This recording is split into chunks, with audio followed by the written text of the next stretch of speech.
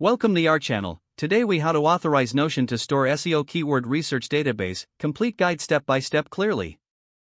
To begin, open your web browser and navigate to the Notion website.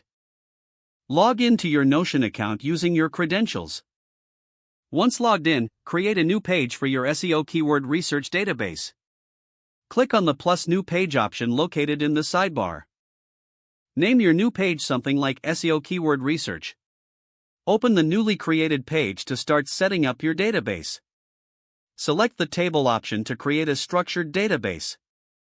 You will see a default table with columns labeled name, tags, and files. Customize these columns to suit your keyword research needs. For example, rename name to keyword, tags to search intent, and add a new property for search volume. To add a new column, choose the property type that fits your needs, such as number for search volume. Once your table structure is set up, you can begin adding keywords. To add a new keyword, click on the empty row under the keyword column. Type in your desired keyword. Fill in the corresponding details for each keyword in the respective columns.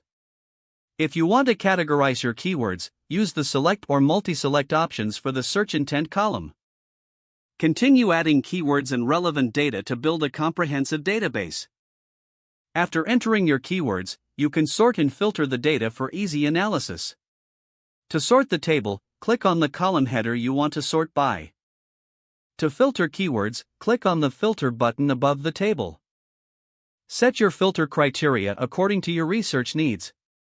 Consider sharing your database with your team for collaboration. To share, click on the Share button in the upper right corner of your page. Adjust the sharing settings to allow others to view or edit your database. Now that your SEO keyword research database is authorized and set up, begin analyzing your data for insights. Regularly update the database with new keywords and metrics as you conduct your research. Utilize Notion's features to enhance your database with links, notes, and related documents.